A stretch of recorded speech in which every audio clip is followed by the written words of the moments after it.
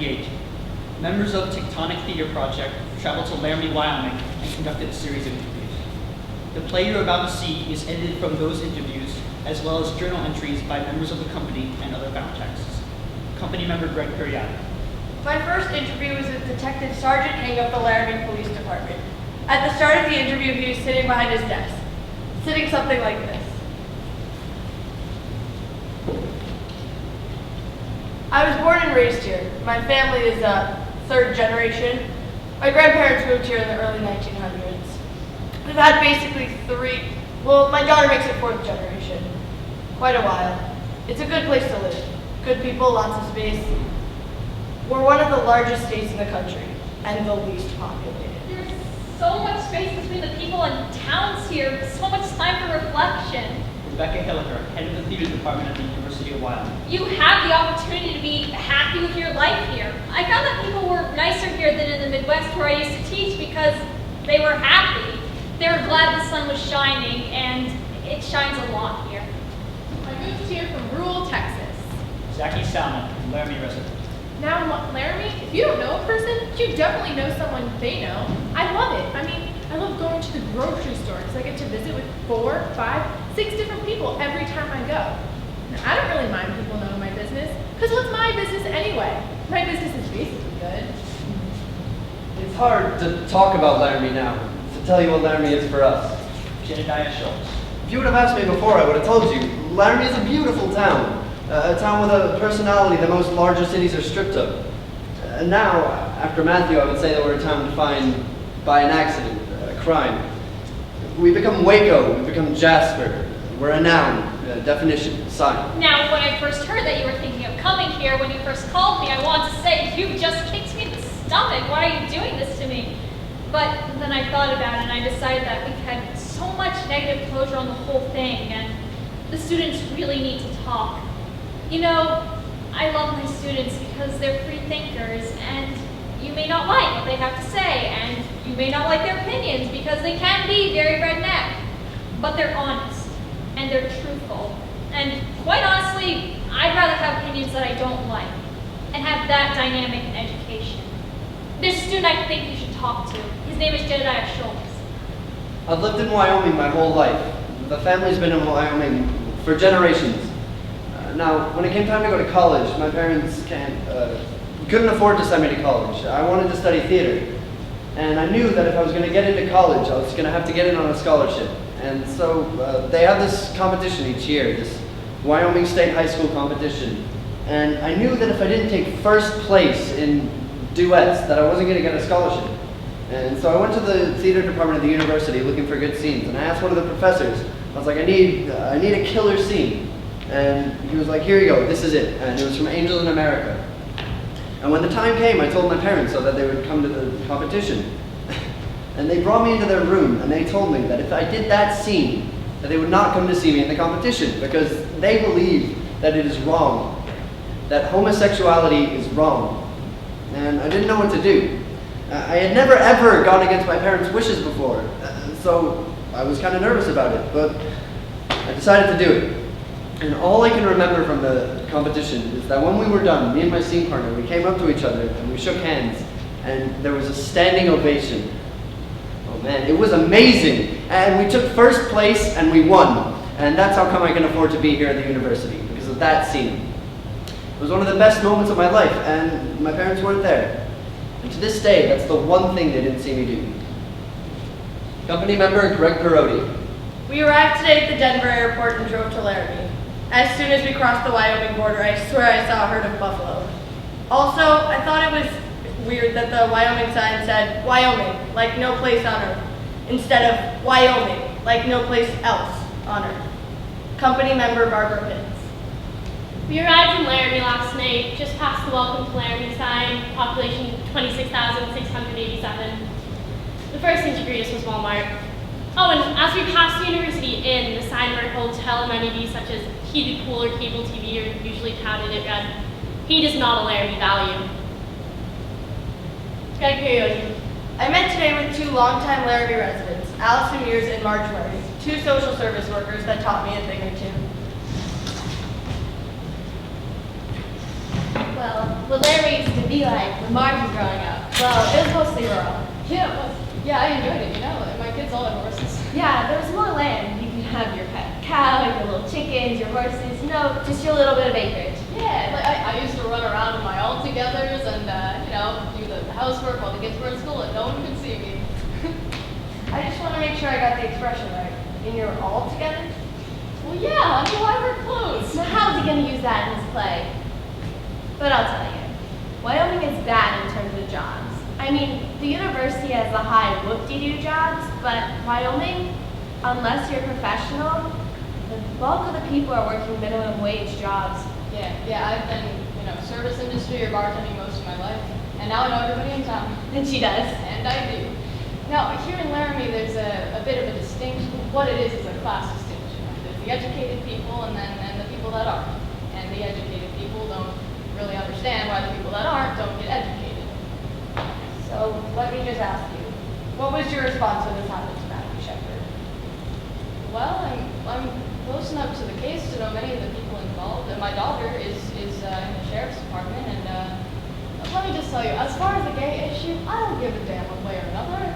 Right? I mean, you know, as long as they don't bother me, I'm fine. And that's the attitude of most of the people in there. Right? I mean, they might poke one if they were in a bar situation, been drinking, they might even smack them in the mouth. But after that, they just go about their business. Right? And most of them would just say, hey, I don't swing that way, and whistle on. Laramie is live and let live. Company member Andrew Tennis.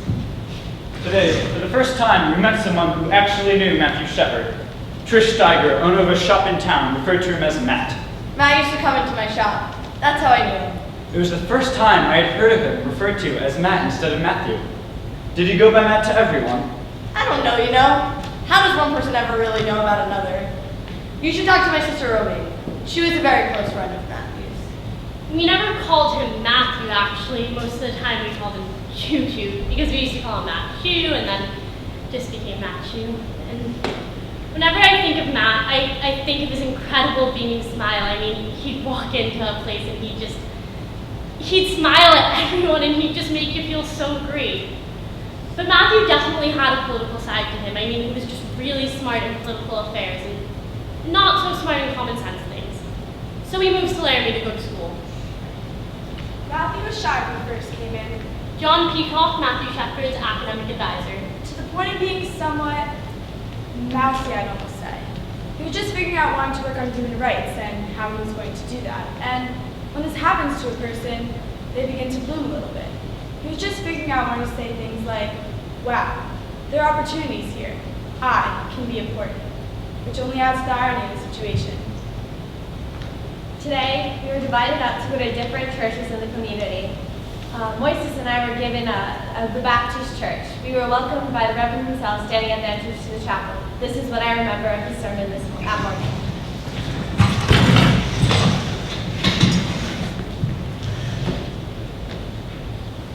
My dear brothers and sisters, I'm here today to bring you the word of the Lord. Now, I have a simple truth that I tell all of my colleagues, and I'm going to tell it to you today. The word is either sufficient or it is not. Now, scientists tell me that human history, that the world is 5 billion, 6 billion years old. After all, what's a billion years, give or take? The Bible tells me that human history is 6,000 years old. The word is either sufficient or it is not. Religious sociology of the West. Stephen Meade Johnson, Unitarian minister. Dominant religious traditions in this town, Baptist, Mormon. So, the spectrum would be to the left side of the panel. So far left that I'm probably sitting here by myself. Me and the Unitarian Church. Unitarians are by and large humanists, many of whom are atheists. I mean, we're not even sure we're a religion. And to the right of the spectrum, Father Roger, Catholic priest, and to his credit, did not equivocate at all when this happened. Held the vigil for Matthew that night. I was really jolted because, when we did the vigil, we wanted to get other ministers involved, and we called some of them up, and they were not going to get involved. And it was like we were going to wait back and sit and watch. And that angered me immensely. We were supposed to stand out as leaders in our community. And I just thought, wow, what's going on here? I warn you, you will be mocked. You will be ridiculed for the singularity of your faith. But let the Bible be your guide. It's in there. It's all in there. I had breakfast with a university student named Zubaydah Ullah. She's an Islamic feminist who likes to do things her own way. I've lived in Laramie since I was 4. Yeah, my parents are from Bangladesh. 2 years ago, because I'm Muslim, I decided to start wearing a scarf. That's really changed my life in Laramie. Yeah.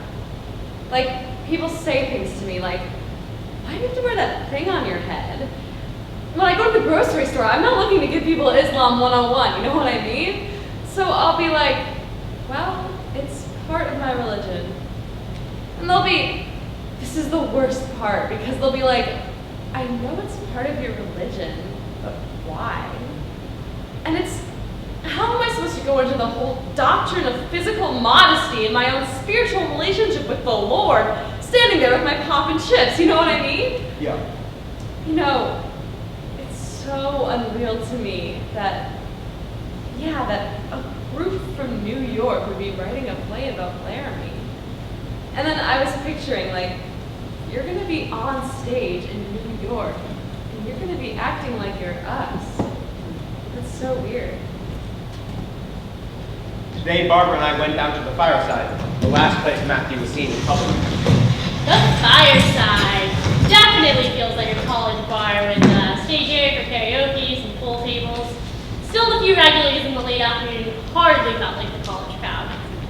Matt Galloway, bartender. So what can I tell you about Matt? If he had 100 customers like him, it'd be the most perfect bar I'd ever been in. Nothing to do with sexual orientation. Absolute mannerisms, manners, politeness, intelligence. So he kicks it there. Didn't seem to have any worries or like he was waiting for anyone. Just enjoy his drink and the company around.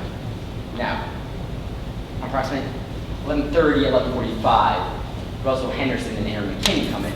I did not know their names at the time, but they're accused. They're perps. Accused. So they come in, you know, kind of grungy, stone-faced type, and as you know, ordered a pitcher with dimes and quarters, and I mean, that is something you don't forget. You don't forget that. $5.50 in dimes and quarters, that's a freaking nightmare. But money meant nothing to Matthew because he came from a lot of it. You know, he'd hand over his wallet in like a second because it meant nothing. His shoes, they might have meant something. They can say it was robbery. I don't buy it, not even for an iota of a second. Then a few minutes later, I look over, and Aaron and Russell had been talking to Matthew Shepard. Aaron said that a guy came up to him and said that he was gay and he wanted to get with Aaron and Russ. Kristen Price, girlfriend of Aaron McKinney. And Aaron got aggravated with him and told him that he was straight and he didn't want anything to do with him. He said that's when he and Russ decided to go to the bathroom and pretend to be gay and get him into the back of his truck and rob him. They just wanted to teach him a lesson, you know? Not to come on to straight people. Okay, no. They stated that he come on to them. I absolutely, positively disbelieve and refute that statement. 100% refute it. I'll give you 2 reasons why. 1, character reference. Why would he approach them? Why them? He wasn't approaching anyone else in the bar. They say he's gay. He's a flaming gay. He's gonna come on to people like that? Bullshit. He never came on to me. Hello? He came on to them. I do not believe that. 2, territorialism is the word I'll use to describe this, and that is that Matt was over there. Russell and Aaron were in the pool area. Upon their first interaction, they were in Matt's area, the area that Matt had been in all night. So, who approached you by that? Okay, but Matt would never not talk to someone for any reason. If someone came up to him and started talking, he'd just be like, oh, blah, blah, blah. He would never not talk to someone. He just wasn't that type of guy. Friend of Aaron McKinney. Oh, I've known Aaron a long time. I liked Aaron a lot. Aaron was a good friend of mine. That's why I was shocked when I heard that. I mean, I knew he was living out far. This trailer park was what he told me with his girl. They just started dating last summer. He must have gotten pregnant right away because they had a kid. He was only 21 years old and he was running around with a kid. You see, that's the kind of guy Aaron was. Just like he was always wearing big clothes like a Tommy Hilfiger polo Gucci. But when I knew him, he was just a kid trying to fit in. You know, acting tough, acting cool, but you could get in his face about it and he would back down. Like he was some kind of scared kid. Sherry and innocent. Russell was just so sweet. He was the one that was the Eagle Scout. His whole presence was just quiet, but sweet. So of course it doesn't make sense to me. I get people snap or whatever, but like it wasn't a real intimate relationship. I was just his landlord. I did work with him at the Chug Wagon too, but I don't know. Now, I just want to shake him, you know, and say, what were you thinking? What in the hell were you thinking? The fence. I've been out there 3 or 4 times, taking visitors. Clearly a very powerful spiritual experience. That place has become a pilgrimage site. It's so stark and empty up there that you can't help but think of Matt there for 18 hours and nearly freezing temperatures and God, my God, why have you forsaken me comes to mind. Company member Greg Karate.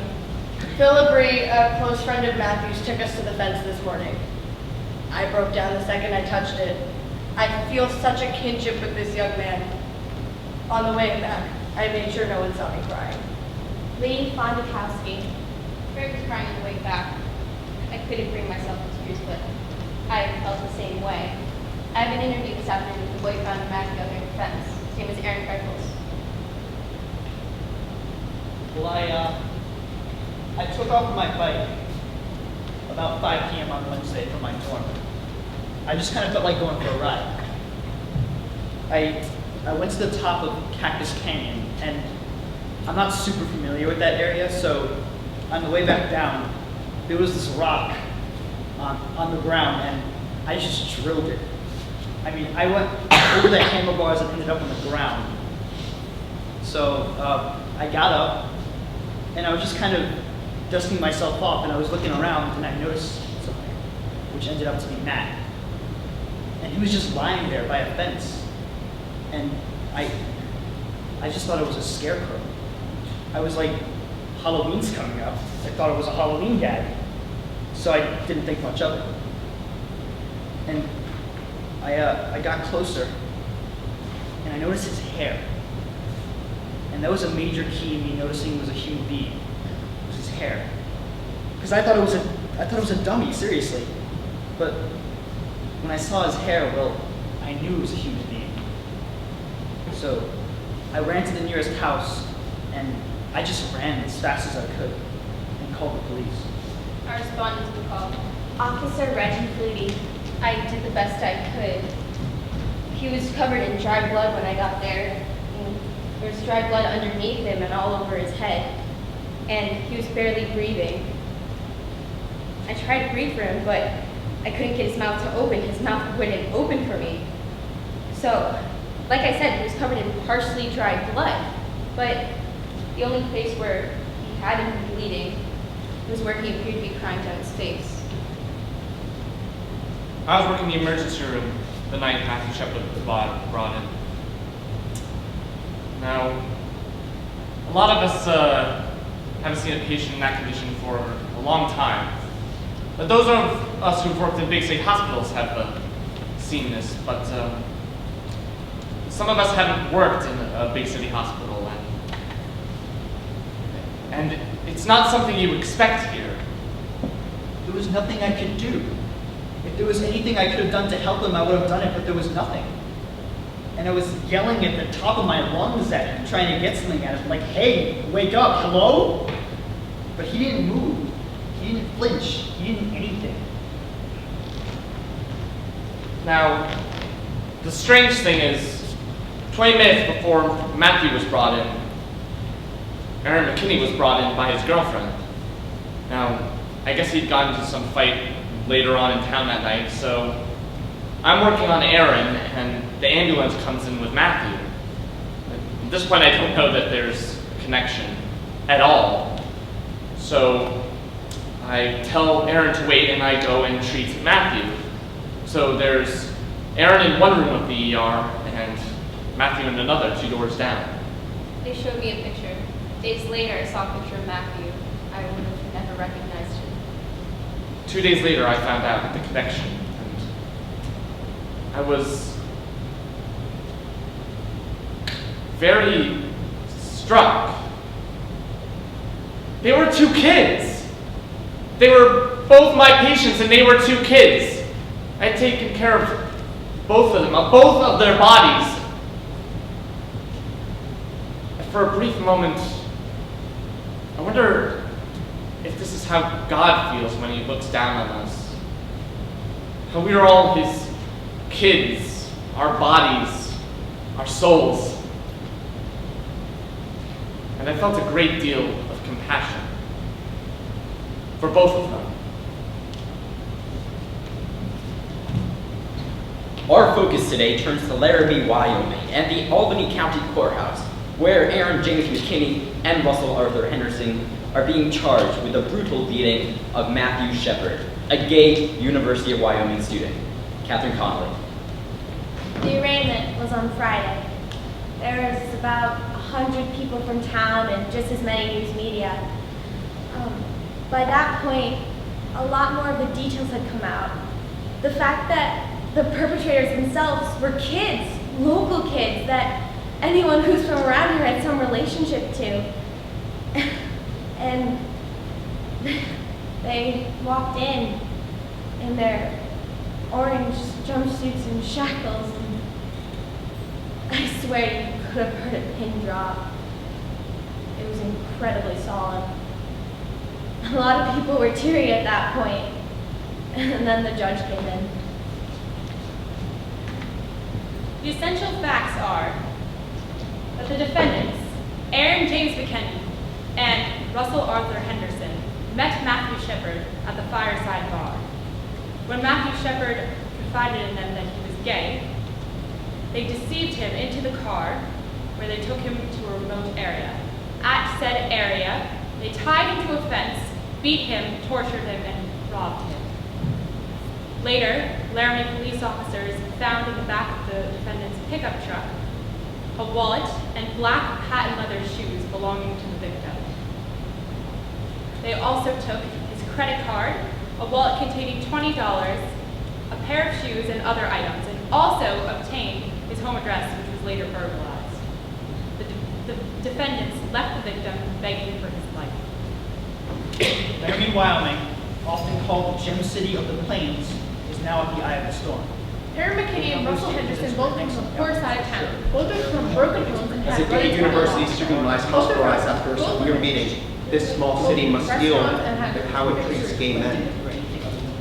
Many people would like to think that what happened to Matthew was an exception to the rule, but it was just an extreme version of what happens in our schools on a daily basis. Local reporter Tiffany Edwards. These people are predators. Like this one journalist actually followed one of the judges into the bathroom at the urinal and was like asking questions. And the judge was like, "Excuse me, can I have some privacy?" And the journalist was like offended that he asked for privacy. I mean, this is not how journalism started, like a Gutenberg press, you know? You've got the beginning of the news story where you have the graphics in the background, and you've got murder in Wyoming, and Wyoming's dripping red like it's got blood on it or something, and it's like, what is this? This is sensationalism, and we're here going, wait a minute. We got the guys in jail in less than a day. I think that's pretty damn good. Matthew Shepard medical update, 3 p.m., Saturday, October 10th, Rulon Stacy, Poudre Valley Hospital.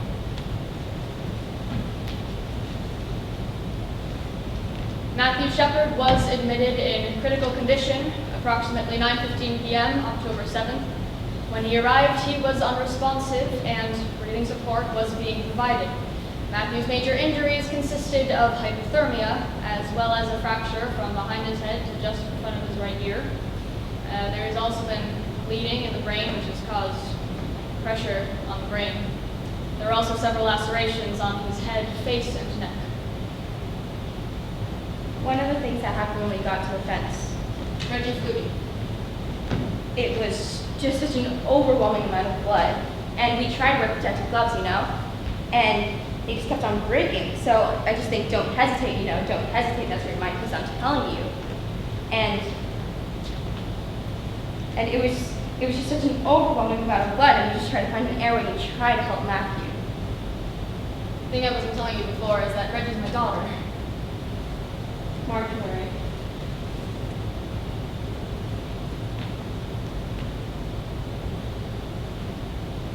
Probably a day and a half later, the hospital called in, said that I had HIV, and that Matthew had HIV, and that I've been exposed, and I've had bad exposure. You want to talk about losing sleep? They tried to get me on the medication, and so I got up there and we got the HTC drugs immediately.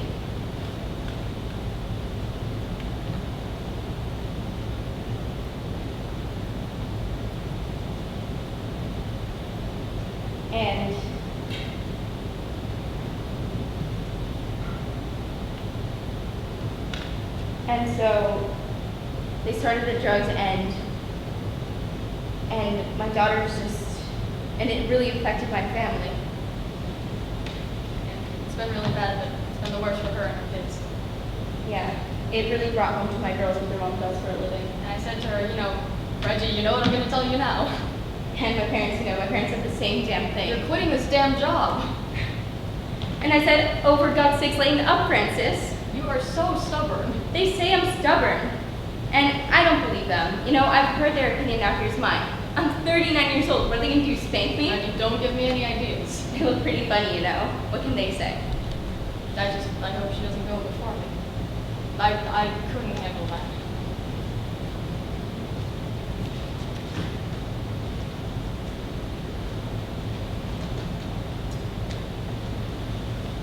Well, this is a young person who had read my statement on the Denver Post story and sent me an email to me directly and said, you and the straight people of Laramie and Wyoming are responsible for the beating of Matthew Shepard, just as the Germans who look the other way are responsible for the deaths of the Jews, the Gypsies, and the homosexuals. You have taught your straight children to hate their gay and lesbian brothers and sisters. Unless and until you acknowledge that Matthew's beating was not just a random occurrence, not just the work of some random crazies, you have Matthew's blood on your hands. and I just can't begin to tell you what that does to you. And it's like, you can't possibly know what I'm thinking. You can't possibly know how this has affected me, my family, and my community. We went to the candle vigil, And someone got up there and was like, come on guys, let's show the world that Laramie is not this kind of a town. But it is this kind of a town. If it's not this kind of a town, then why did this happen here? These people are trying to distance themselves from this crime. And we need to own this crime, I feel. Every one of us needs to own this crime. We are like this. We are like this. We are like this. University President Philip Du Bois. This was homecoming weekend. There were a lot of people in town. And there's a homecoming parade that was scheduled. And then the students organized to tag onto the back of it, behind the banner supporting Matt. And everyone wearing the armbands that the students had created. I live in the center of town. Harry Woods. Now, on the day of the parade, I watched from my window, and it was just, I'm 52 years old and I'm gay. I've lived here for many years, and I've seen a lot, and I was very moved when I saw the tag at the end of the homecoming parade. About 100 people walking behind a banner for Matthew Shepard. So then the parade went down to the end of the block to make a U-turn, and I went to outside my apartment to wait for it to come down the other street. I was right up there in front where they were holding the banner for Matthew, and let me tell you, I've never had goosebumps so long in my life. It was amazing. I mean, a mass of people, families holding their 6-year-old kids, tying these armbands around these 6-year-old kids, and just trying to explain to them why they should wear these armbands. It was amazing. I mean, it's definitely one of the most beautiful things I've ever done in my life. Well, about 10 minutes went by, and sure enough, the parade starts to come down the street. And then I noticed the most incredible thing. As the parade started to come down the street, the number of people marching for Matthew Shepard had grown at least 5 times. There were at least 500 people marching for Matthew Shepard. 500, can you imagine? The tag at the end was larger than the entire parade, and people kept joining in, and you know what? I started to cry. Tears were streaming down my face, and I thought, thank God that I got to see this in my lifetime. And my second thought was, thank you, Matthew.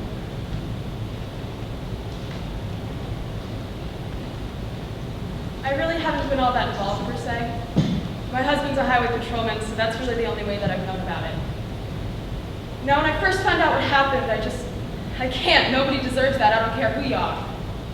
But the other thing that was not brought out is at the same time that this all happened, that highway patrolman was killed. And there was nothing. Nothing. They didn't say anything about the old man that killed him, who was driving down the road and he shouldn't have been driving and killed him. And it was just a little piece in the paper, and we lost one of our guys. And a lot of it is my feeling that the media is portraying Matthew Shepard as a saint and making him out as a martyr. And I don't think that he was. I don't think he was that pure. You know, I didn't know him, but it's just to hear a lot of things about him, and it's scary, you know, about his character and spreading AIDS and a few other things. You know, he was just a barfly, and I think he pushed himself around, and I think he flaunted it. Everybody's got problems. What's the difference if you're gay? A hate crime's a hate crime. If you murder somebody, you hate him. What's the difference if you're gay or straight or a prostitute or whatever? I don't understand. I don't understand. Company member Lee Kondakowski. This is our second trip to Laramie. Greg and I have conducting interviews nonstop and we're exhausted. We are supposed to meet Father Roger at 7:30 this morning. I was wishing we could skip it all together, but we have to follow this through to the end. So here we go. 7:30 a.m., 2 queers and a Catholic priest. Matthew Shepard has served us well. You realize that he has served us well. And I do not mean to condemn Matthew to perfection, but I cannot think of anyone who has done more for this community than Matthew Shepard. And I'm not going to sit here and say I was this bold guy. No fear. I was scared. But what is correct. You people are just out here on a search, though. I will do this. I will trust that if you do write a play of this, that you say it right, say it correct. I think you have a responsibility to do that. Don't make matters worse. You think violence is what they did to Matthew. They did do violence to Matthew. But you realize that every time you're called a fag, or you're called a les, or a dyke. Dyke, yeah, dyke. Do you realize that is violence? That is the very seed of violence. And I would resent it immensely if you somehow used my words to cultivate that type of violence, even in its smallest form. I would resent it immensely. You need to know that. Thank you, Father, for saying that. Just deal with what is true. You know what is true. You need to do your best to say it correct. Hello? Reverend, Yes, hello? I believe your wife told you a bit about why I'm contacting you. Yes, she did, and let me tell you, I don't know that I want to be speaking to anyone about this. I'm somewhat involved, and I just don't think that... Right, I understand. I don't blame you. You know, I was at your service on Sunday. You went to the services on Sunday? Yes. On Sunday? Yes, this past Sunday. Did I meet you? Yes, you greeted me at the beginning, I believe. I see. Well, let me tell you, I'm not afraid to be controversial or to speak my mind, and that is not necessarily the views of my congregation, per se. Now, those two people, the accused, have forfeited their lives. We've been after the two I mentioned for some time now, trying to get them to live right, to do right. Now one of the boys is on suicide watch and I'm working with him. And until they put him in the chair and turn on the juice, I will work for his salvation. Now I think they deserve the death penalty, and I will try and deal with them spiritually. Right, I understand. Now, as for the victim, I know that that lifestyle is legal, but I will say this. I hope that as Matthew Shepard was tied to that fence, he had a chance to reflect on a moment when the word of the Lord was spoken to him, and that before he slipped into a coma, he had a chance to think about his lifestyle. Thank you, Reverend. I appreciate your speaking with me. Matthew Shepard medical update, 4:30 a.m., Monday, October 12th.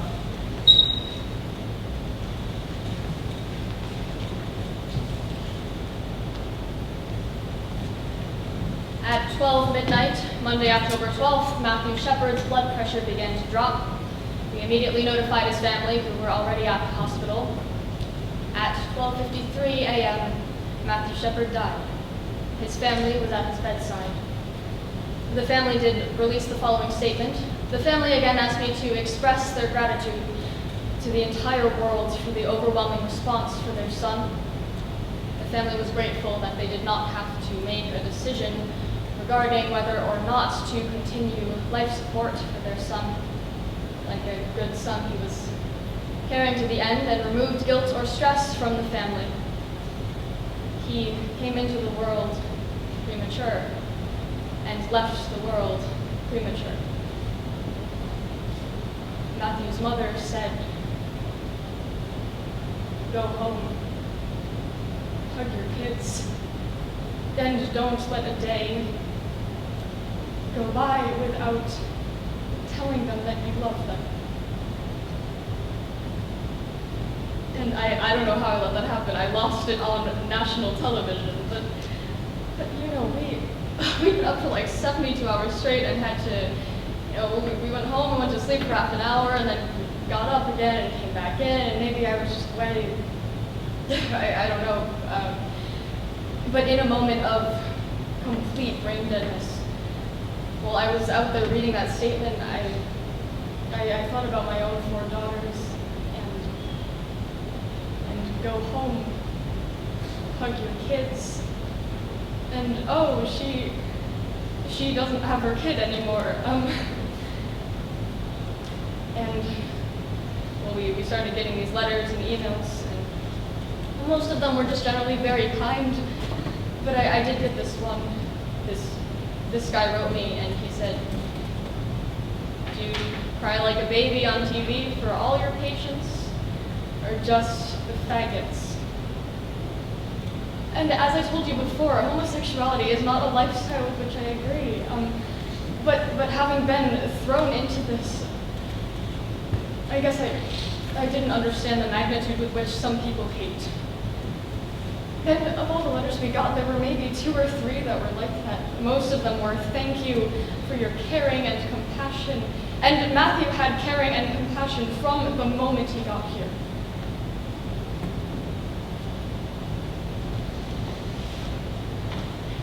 The day of the funeral, it was snowing so bad. Big, huge, wet snowflakes. And when I got there was thousands of people there, in just black, with umbrellas everywhere.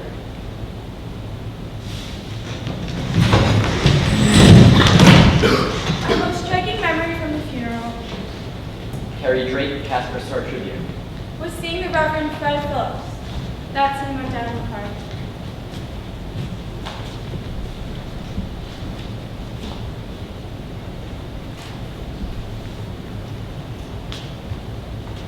Do you believe in the Bible?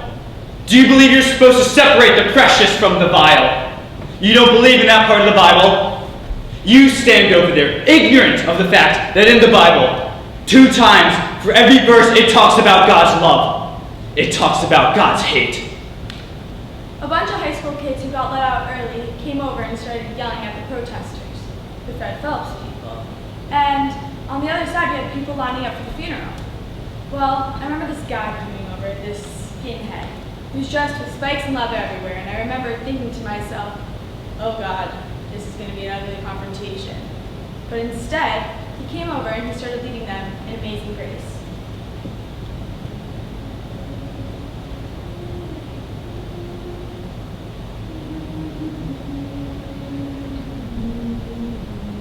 We wouldn't be here if this was just another murder the state was going to deal with. The state deals with hundreds of murders every single day. No, this murder is different because the faggots are bringing us out here trying to make Matthew Shepard into a poster boy for the gay lifestyle. And we're going to answer it. It's just that simple. 6 months later, we returned to Laramie for the trial of Russell Henderson, the first of the perpetrators. It was to be a capital murder charge. When we arrived at the Albany courthouse, Fred Phelps was already there. You don't like that attribute of God. But so was Romaine Patterson. That perfect attribute of God. Well, we love that attribute of God, and we're going to preach it. Because God's hatred is pure. It's a determination. It's a determination that some people are going to be sent to hell. That is God's hatred. After seeing Fred Phelps protesting at Matthew's funeral, finding out he was coming back to Laramie for the trial of Russell Henderson, I decided that someone needed to go toe-to-toe with him and show him the differences. And I think at a time like this, when we're talking about hatred, as much as our nation is right now, it's important to show that there is a better way of dealing with that type of hatred. So we're going to dress up like angels. We have these wings for their big ass wings, they're huge. And when Phelps starts protesting, we're gonna completely block him in. And he's gonna be so pissed because he's gonna be trying to speak and we're gonna completely circle him. And we're sending forward a message of peace and love and compassion. And we're calling it angel action. When those old preachers laid their hands on me, it's called an ordination. Mine was from Isaiah 58:1. Cry aloud, spare not. Lift up thy voice like a trumpet, and show my people their transgressions. And I knew my angels were going to be taking the brunt of everything yet to yell and scream. So I went out and bought them earplugs. Court is in session.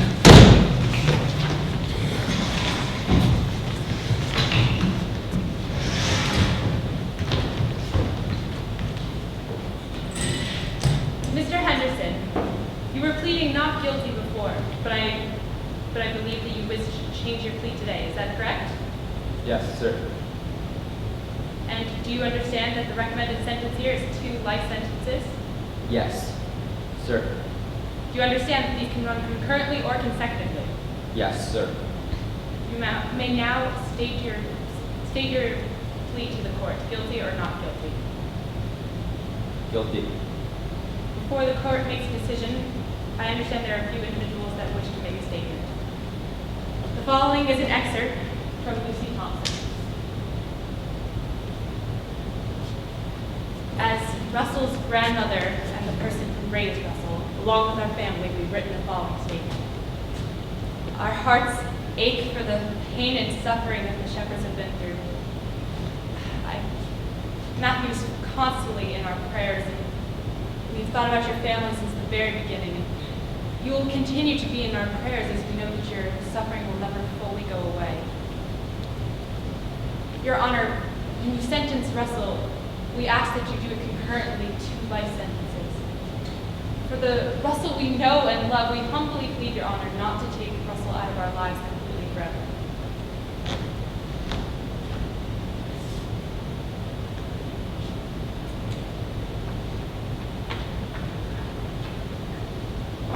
Thank you.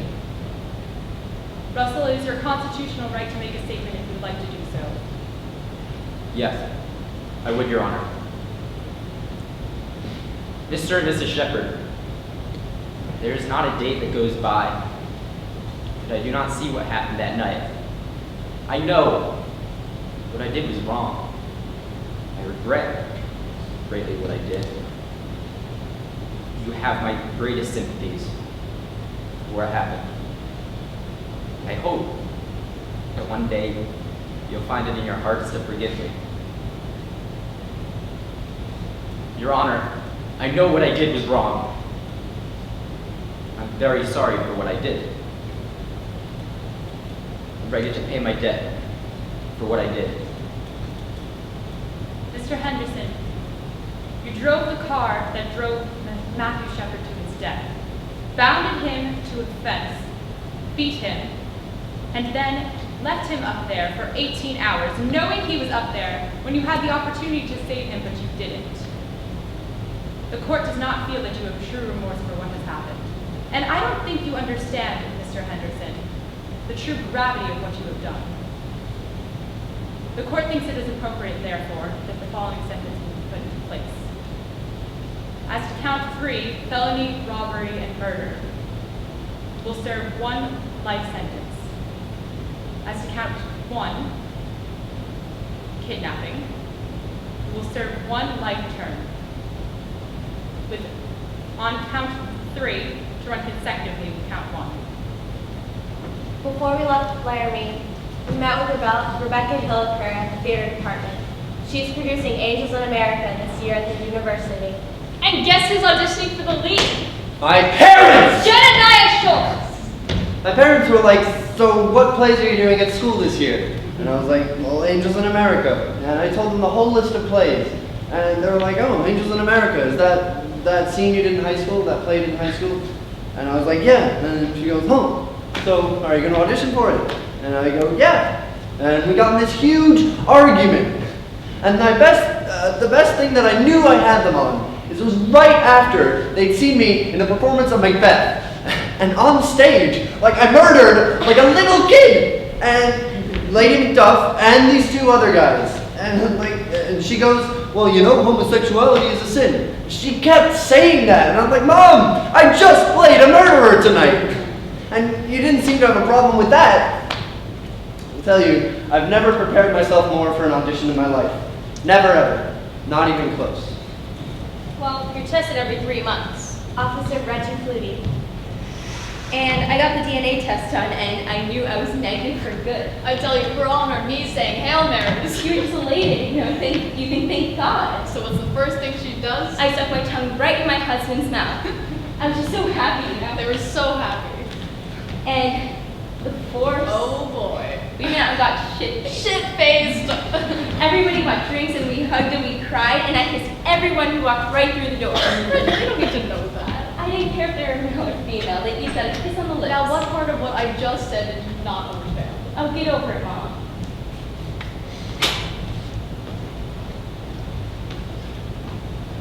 During the trial of Aaron McKinney, the prosecution played a tape recording of his confession. My name is Rob Debris, Sergeant for the Sheriff's Office. You have the right to remain silent. Anything you say can and may be used against you in a court of law. The following is a tape recording of that confession. Okay, so you guys, you and Russ, you go to the fireside. So you're fireside by yourselves, right? Yeah.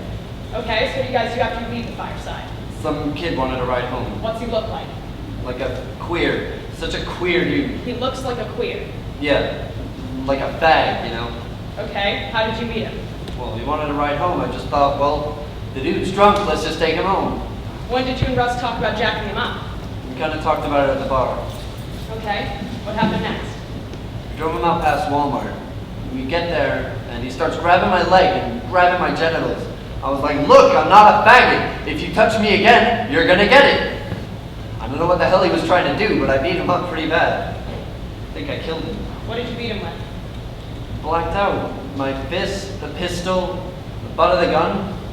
Wondering what happened to me. I had a few beers, and I don't know, it was like, I could see what was going on, but I don't know. It was like someone else was doing it.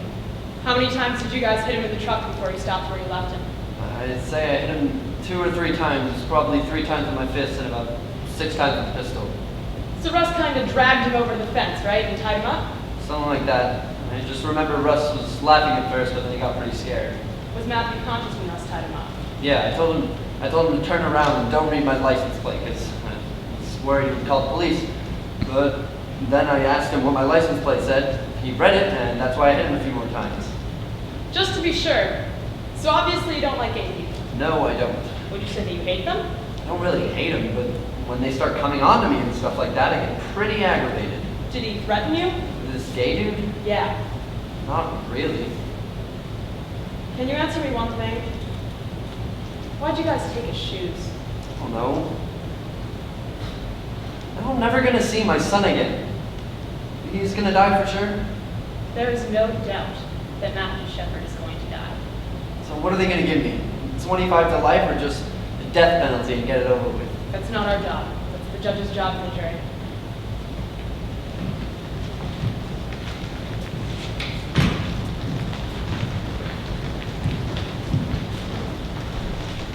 Aaron McKinney was found guilty of felony murder, which meant that the jury could give him the death penalty. That evening, Judy and Dennis Shepard were approached by McKinney's defense team, who pled for their client's life. The following morning, Dennis Shepard made a statement to the court. Here's some of what he said. My son Matthew did not look like a winner. He was rather uncoordinated and wore braces from the age of 13 until the day he died. But in his short life, he proved that he was a winner. On October 6, 1998, he tried to show the world that he could win again. On October 6, 1998, my firstborn son and hero lost. On October 6, 1998, my firstborn son and hero died 50 days before his 22nd birthday. He officially died in Fort Collins, Colorado. He actually died on the outskirts of Laramie, tied to a fence. You, Mr. McKinney, and your friend, Mr. Henderson, left him out there by himself. But he was not alone. He had his lifelong friends with him. You may be wondering who these friends are. First, he had the same moon and stars we used to see through a telescope. He had the morning sun to shine down on him, the scent of the pines from the snowy glades. He heard the wind, the ever-present Wyoming wind for the last time. He had one more friend out there with him. He had God, and I feel better knowing he wasn't alone. Judy has been quoted as being against the death penalty. It has also been stated that Matt was against the death penalty. Both these statements are wrong. Matt believed there were crimes and incidents that justified the death penalty. I too believe in the death penalty. Mr. McKinney, there is nothing I'd rather see than you die. But now is the time to begin the healing process, to show mercy to one who refused to show any. Mr. McKinney, as hard as it is for me to do so, I grant you life. Every time you celebrate Christmas, a birthday, the 4th of July, remember that Matt isn't. Every time you wake up in your jail cell, remember that you had the ability to stop your actions at night. You robbed me of something very precious, and I will never forgive you for that. Mr. McKinney, I grant you life in honor of one who no longer lives. May you have a long life, and may you thank Matthew every day for it.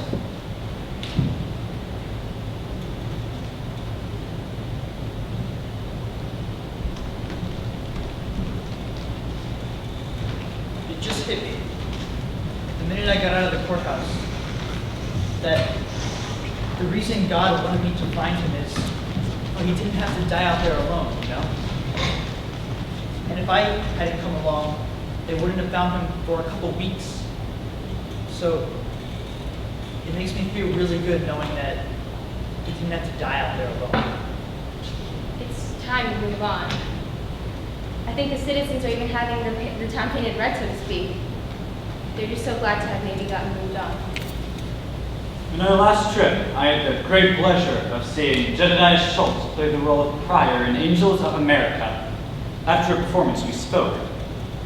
I didn't for the longest time let myself become personally involved in the Matthew Shepard thing. It didn't seem real. It just seemed way blown out of proportion.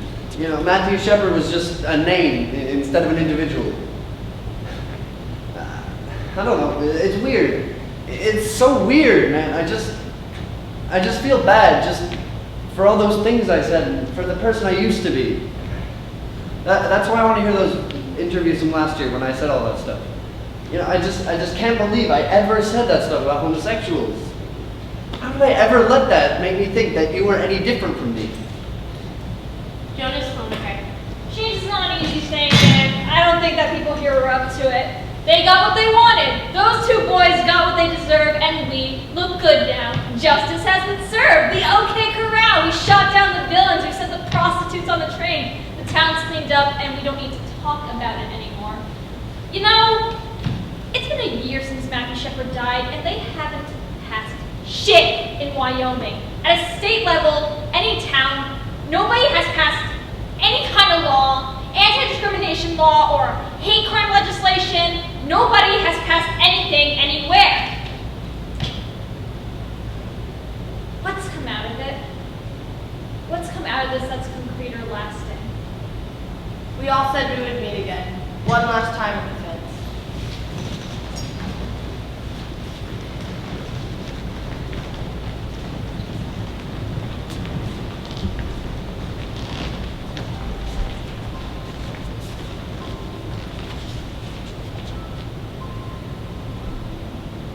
We spent the past 2 days packing up the year's worth of materials. Jen and I cried when we said goodbye.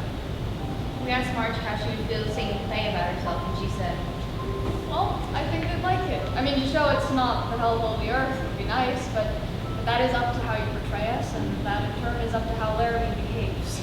And as we were getting off the phone, she said to me, You take care now. I love you, honey.